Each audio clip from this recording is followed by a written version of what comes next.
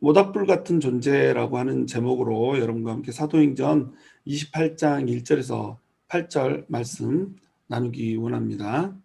사도 바울 일행은 배를 타고 로마로 가고 있는 길에 유라굴로라고 하는 광풍을 만났죠. 그 광풍을 만나고 난 후에 배가 난파되는 지경에 이르게 됩니다. 그래서 난파되어서 한 육지에 도달하였는데 멜리데 섬이라고 하는 곳이었어요. 1절에 보시면 우리가 구조된 후에 안즉 그 섬은 멜리데라 하더라. 지금의 이제 몰타 섬이죠. 현재 은퇴한 사람들이 가서 정착하기 가장 원하는 인기 순위 1위 섬이 바로 이제 몰타 섬이라고 합니다. 그 정도로 아름다운 섬이었고 로마에서는 여기 퇴역 군인들을 데려다가 이주시켜서 여기에 정착시키게 만들었기 때문에 풍요를 누리고 있던 이런 것 중에 하나예요. 2절 보시면 비가 오고 날이 참에 원주민들이 우리에게 특별한 동정을 하여 불을 피워 우리를 다 영접하더라. 원주민들이라고 되어 있으니까 자칫 잘못하면 토인들 막 이런 생각을 할 수가 있죠. 팬티 하나 걸쳐 입고 춤추고 올라 하는 막 이런 사람들로 이렇게 생각을 할 수가 있는데 원주민, 그러니까 원래 이곳에 살고 있는 토착민들을 의미하는 거예요. 영어로 보면 이제 바바리안이라고 되어 있고 바바로이라고 하는 헬라어를 써서 기록된 곳이 바로 원주민이라고 하는 단어입니다. 페니키아 사람들이 이곳에 이주해서 살고 있었기 때문에 언어가 페니키아 언어를 썼죠. 물론 이제 로마어를 하는 사람, 헬라어를 하는 사람 이런 사람들이 섞여 있었기 때문에 서로 소통이 가능하고 이러지만 원주민들의 언어가 따로 있는 거죠. 그래서 이 바바리오이라고 하는 말은 헬라어가 아닌 다른 언어를 구사하는 모든 사람들을 바바라고 말한다고 해서 바바로이라고 이렇게 불렀던 거예요. 그렇게 부른 것에는 이제 문화적인 디스가 들어있는 거죠. 쟤들은 제대로 된 말을 하는 것이 아니라 바바 그린다. 그래서 야만인 이런 뜻을 바바리아는 이런 영어 단어가 갖게 된 겁니다. 그러나 이들은 사실은 야만인이 아니고 상당히 문명을 누리던 이런 사람들이라고 하는 거예요. 그 사람들이 배에 탔던 사람들이 이곳에 난파를 했으니까 동정을 해서 불을 피워주는 거예요. 이때가 11월쯤 됐을 거 아니에요. 겨울이라 추워요. 그런데다가 헤엄쳐서 전부 이 바다를 건너왔잖아요. 찬물에 헤엄을 쳐서 바다를 건너서 지금 구원을 받은 이런 상태고 또 거기에 비까지 몰아치고 있는 이런 상황이잖아요.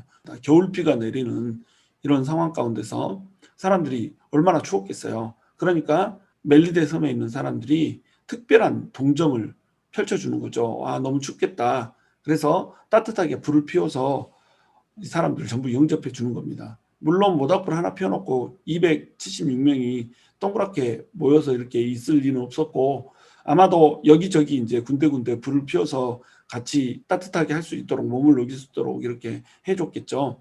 그 중에 이제 바울이 있던 그 모닥불의 장면을 포커싱해서 이제 누가가 기록을 해주는 겁니다. 3절에 보시면 바울이 나무 한 묶음을 거두어 불에 넣으니 뜨거움으로 말미암아 독사가 나와 그 손을 물고 있는지라. 몰타섬에 있는 사람들이 불을 제공했어요. 이 사람들은 난파돼서 온 사람들을 굳이 따뜻하게 대할 필요가 없었죠. 자기 일이 아니니까 그냥 넘어갈 수 있죠. 그러나 이 사람들은 모닥불을 제공해서 사람들에게 따뜻하게 몸을 녹일 수 있는 상황을 제공을 해주는 거죠. 예수를 믿지 않아도 예수 믿지 않는 사람들 심령에도 뭐가 있다고요? 하나님의 형상이 그대로 있는 겁니다. 하나님의 형상이 많이 일그러져 버렸지만 예수를 믿지 않더라도 사람들 속에는 누구나 하나님의 형상이 있는 거예요. 그래서 예수 믿지 않는 사람 중에서도 착한 사람, 선을 베푸는 사람 이런 사람들이 얼마든지 있는 거예요. 예수 믿는 사람이 착한가 예수 믿지 않는 사람이 착한가 그걸 우리는 비교할 수가 없어요. 왜냐하면 착하고 도덕적이고 교양 있고 하는 거는 어떤 문명적인 환경과 혜택을 받고 자라는가 여기에 따라 달라지거든요. 예수 믿는 사람도 처한 환경이 악한 환경에서 자랐으면 아직 성화되지 않았을 때 경우에는 예수 믿지 않는 사람보다 훨씬 악할 수가 있는 겁니다. 예수 믿지 않아도 하나님의 형상이 그 속에 담겨 있기 때문에 얼마든지 착하고 선한 사람이 있을 수가 있는 거예요. 그러나 그 비교는 우리 안에서의 비교라는 겁니다. 사람들 안에서 착하고 악하고 일 뿐이지 하나님의 눈으로 볼 때는 모두가 다 똑같은 죄인이라고 하는 거예요. 그래서 예수 그리스도가 필요한 겁니다. 그런데 예수 그리스도를 믿는 자 중에 누가 더 착한가 누가 더 악한가 이것을 단순 비교할 수가 없다는 거죠. 우리가 교회에 사람들을 데리고 오기 위해서 교회 사람들이 더 착한 것처럼 이렇게 위장을 할 때가 있거든요. 사실 그렇게 위장을 하면 안 돼요. 우리가 갖고 있는 한계들, 우리가 갖고 있는 그 죄성들, 그리고 우리가 범하는 비도덕적인 모습들 그대로 다 드러내놓고 이것이 우리의 모습이다라고 얘기하면서 또 회개하고 사죄도 할 것이 있으면 하고 부끄러워할 것이 있으면 부끄러워하기도 하고 이렇게 해서 모든 죄인들이 모이는 것이 교회라고 하는 거, 이것을 숨김없이 내보낼 수가 있어야 돼요. 그러면서 우리가 성화돼서 나아가면서 세상 사람들보다 예수 그리스도를 갖췄기 때문에 우리가 도덕적으로 윤리적으로 훨씬 뛰어날 수밖에 없다라고 하는 것을 보여주는 자리로 우리가 나아가야 되는 거죠. 그런데 도덕적으로 착하지도 않고 맨날 싸우고 성질 부리고 가십하고 이러고 살면서도 그렇지 않은 것처럼 겉으로 숨기고 속이는 거, 이건 위선이죠. 사실은 우리가 위선으로 복음을 전하면 안 된다는 거예요. 예수를 믿지 않는 사람 안에도 얼마든지 사람들 따뜻하게 대하고 환대할 수 있는 하나님의 형상이 존재한다라고 하는 사실, 우리는 그것을 알아야 되는 거예요. 몰타섬에 있는 사람들이 그렇게 해주는 것이 너무나도 감사했기 때문에 바울은 이제 조금이라도 자기가 더 움직여서 나무를 묶어다가 불에다가 넣으려고 하는 이런 시도를 했을 거예요. 바울이라고 하는 사람은 워낙에 성실한 사람이잖아요. 누군가는 이 모닥불에 불을 넣어주는 사람이 있어야 모닥불이 계속 타서 따뜻함을 유지할 수 있을 거 아니에요. 바울은 누구보다도 부지런히 나무 한 묶음을 거두어서 불에 넣는 이런 일을 지금 하고 있는 겁니다. 나무를 주워 모아서 계속 불에 넣어주는 그 일을 누군가는 해줘야 되는 거죠. 우리 크리스찬들은 예수를 믿고 있기 때문에 가만히 앉아서 대접받고 또 누리고 이런 사람들이 되면 안 돼요. 어디를 가든지 내가 먼저 움직이고 내가 먼저 선을 베푸는 이런 사람이 돼야 된다는 겁니다. 음식점에 가서도 여러분 사정만 허락한다고 하면 팁을 주고 뭐 이럴 때도 10% 겨우 계산해서 이렇게 주지 마시고 줄 수 있는 맥시멈을 주고 이렇게 하세요.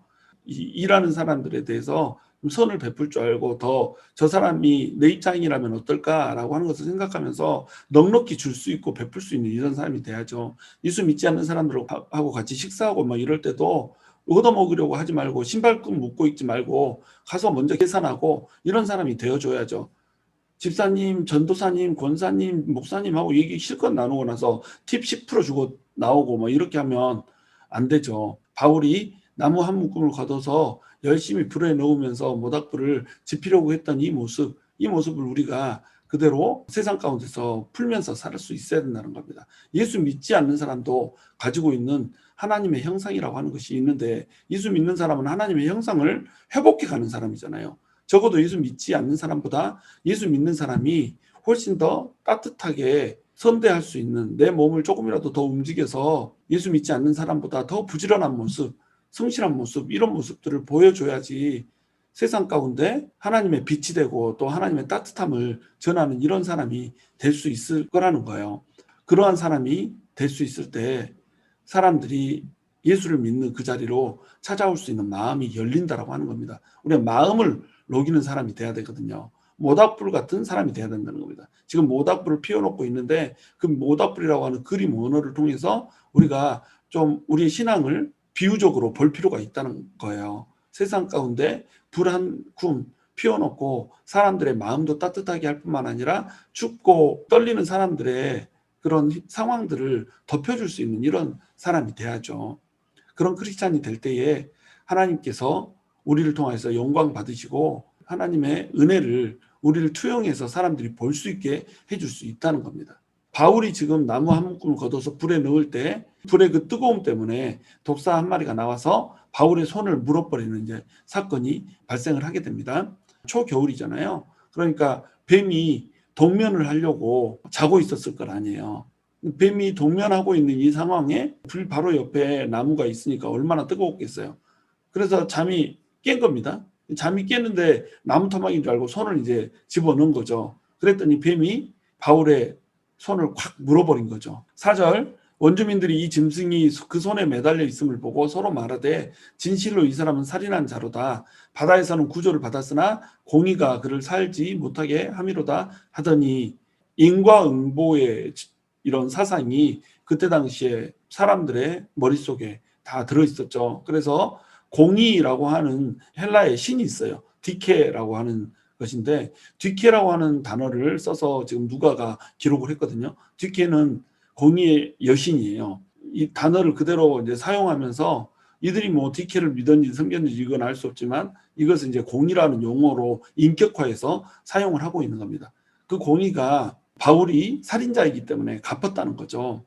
지금 원주민들은 바울이 살인을 한 사람인지 뭐 착한 사람인지 선한 사람인지 약한 사람인지 도무지 알 수 없죠. 근데 뱀이 물려있다라고 하는 이 사실 하나 때문에 살인자라고 지금 단정을 해버리는 모습을 볼 수가 있어요.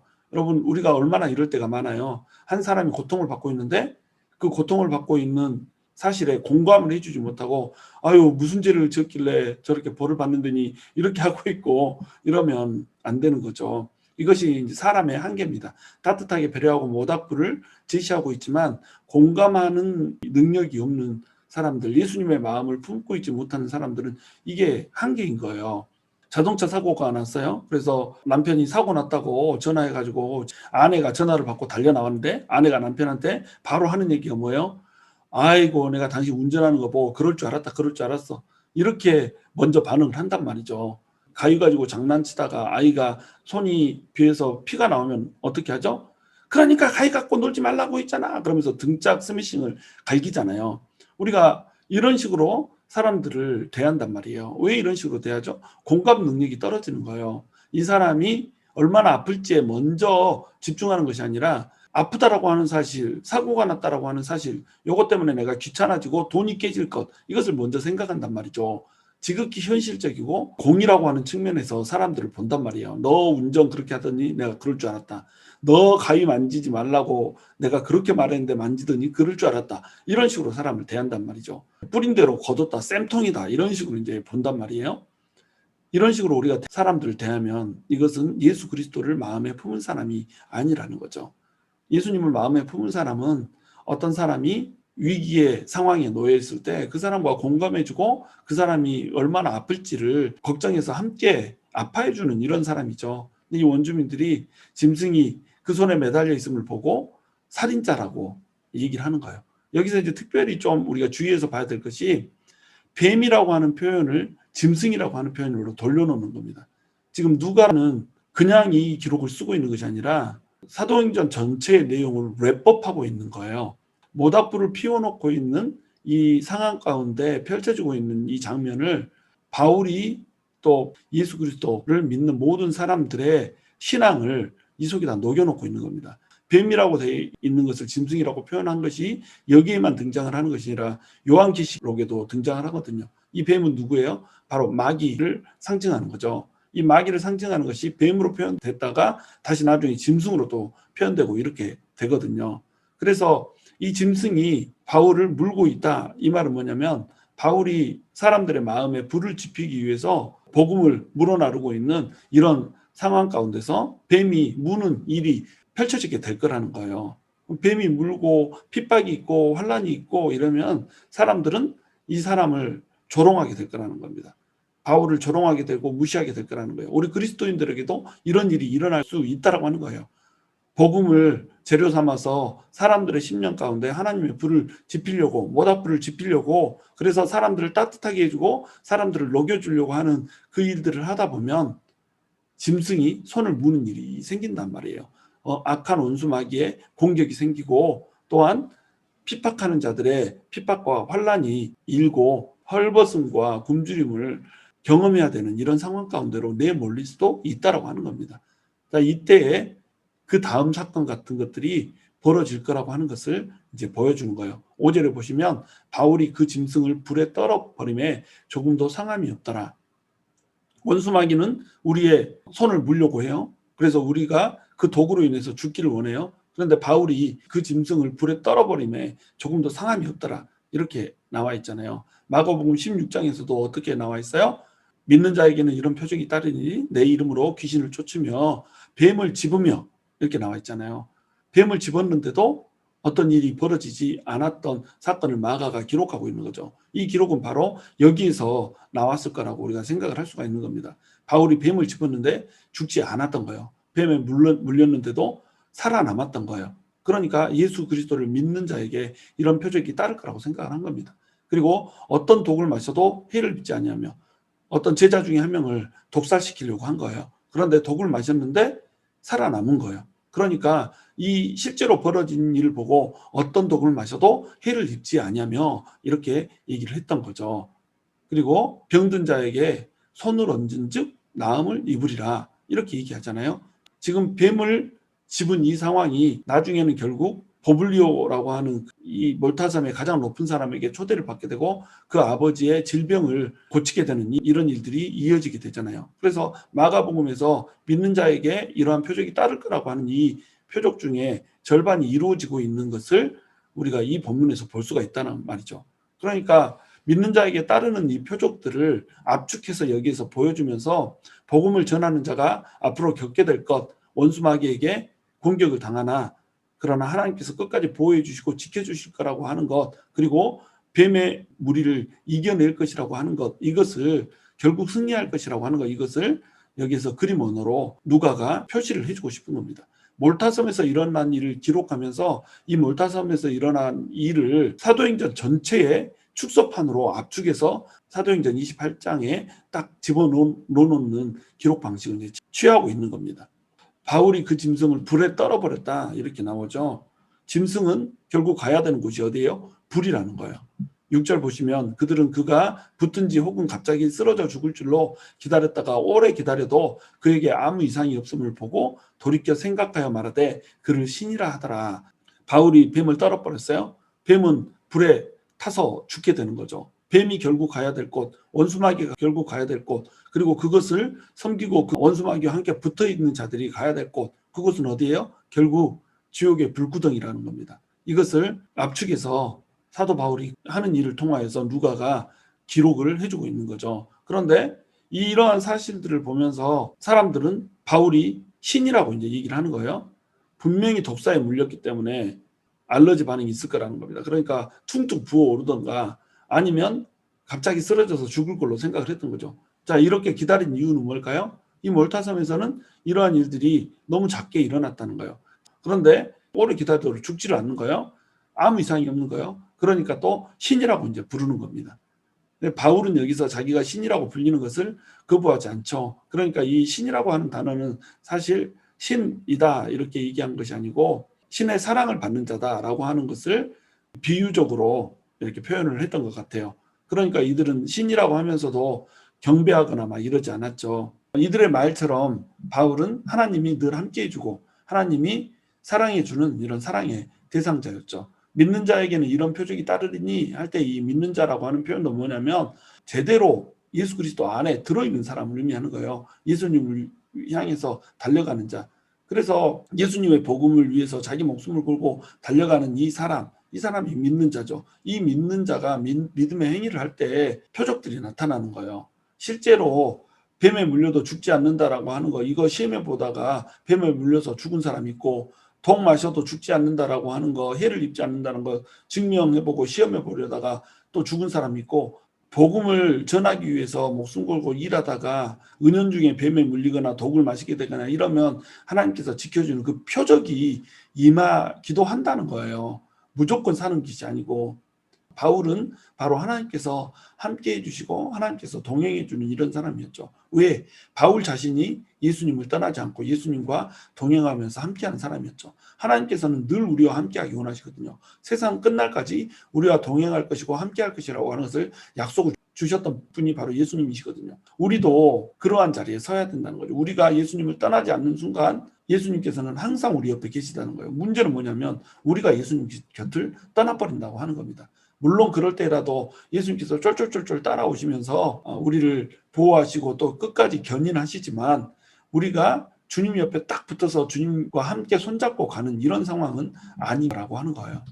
7절 이 섬에서 가장 높은 사람 보블리오라 하는 이가 그 근처에 토지가 있는지라 그가 우리를 영접하여 사흘이나 친절히 머물게 하더니 뱀에 물려서 죽지 않는 이런 장면들을 보면서 바울을 특별한 사람이라고 생각을 했겠죠. 그래서 276명을 다 초대했을 리는 없을 것이고 바울의 일행들을 아마 초대했던 것으로 보여요.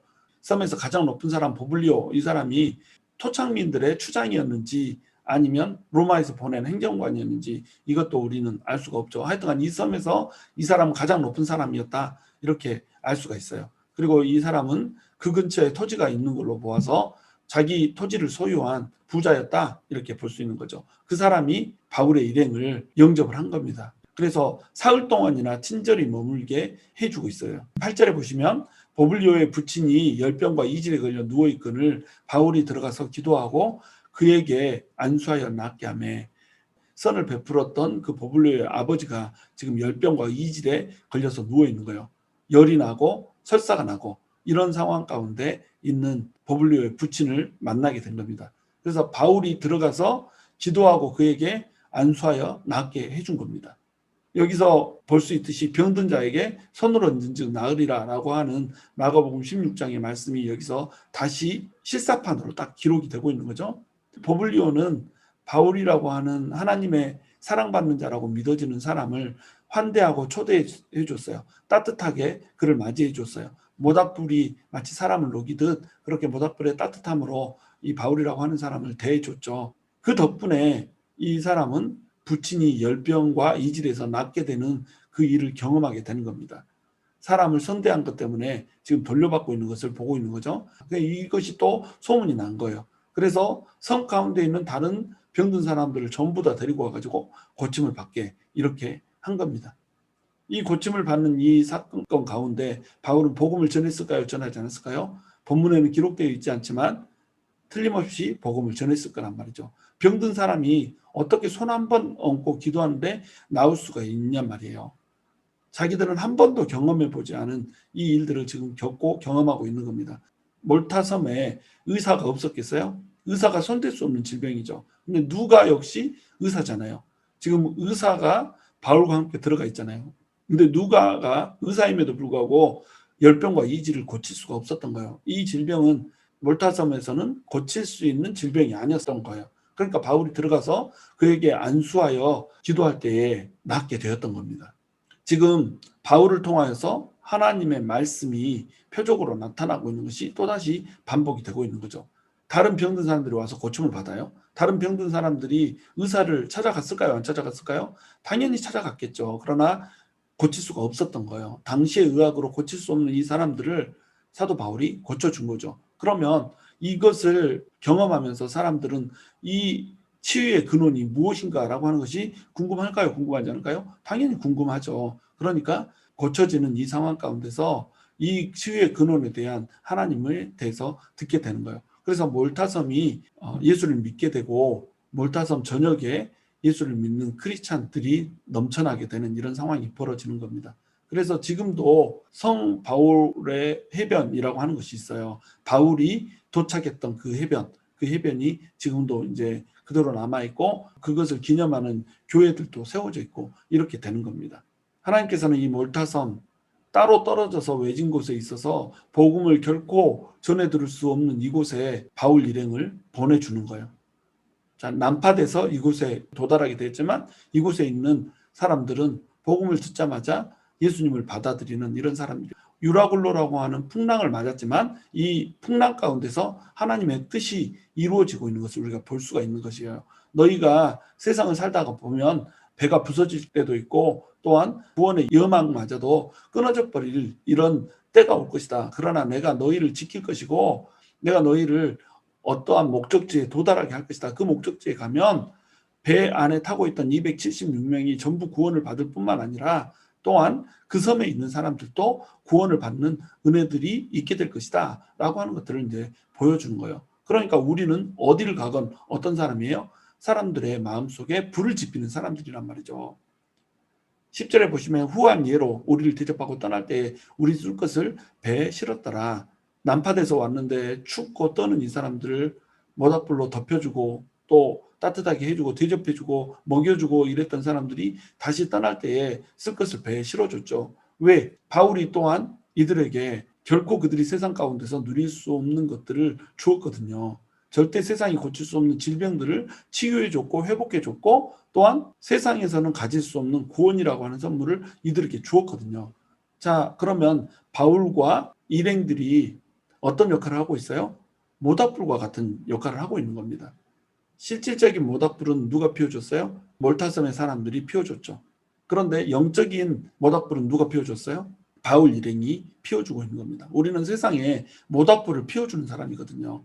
예수 믿지 않은 인생이 얼마나 쓰리고 추운 줄 아세요? 초겨울에 비바람이 치는 그 가운데서 추워서 떨고 있는 이 인생이 바로 예수가 없는 인생이잖아요. 이 인생 가운데 우리는 찾아 들어가는 겁니다. 그래서 그들의 삶에, 그들의 심령에 영적인 모닥불을 피워주는 거예요. 그들이 이 모닥불 가운데 몸이 녹아지고 마음이 녹아지고 예수 가운데로 들어와서 예수님을 믿고 이 세상에서 누릴 수 없는 치유와 회복을 누리고 또한 하나님의 영원히 썩지 않을 그 복락을 누리게 되는 그 자리로 우리가 세상 가운데 들어가서 초대를 해야 된다는 거죠.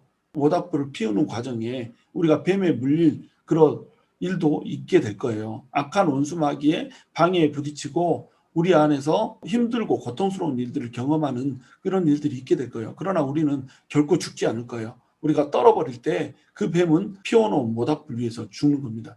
우리가 지피는 모닥불은 사람들은 치유하고 녹이고 회복시켜요. 그리고 사람들을 괴롭히던 원수 마귀의 세력 뱀은 그 불 가운데 태워버리는 그 일을 하게 될 거라는 거예요. 우리는 마귀를 쫓아내는 일을 하게 될 것이고 또한 그 마귀에 묶여있던 사람들에게 모닥불을 지펴서 그들이 치유와 회복을 경험하고 하나님께로 돌아오는 아름다운 일들을 체험하게 하는 사람들로 서게 될 거라는 겁니다.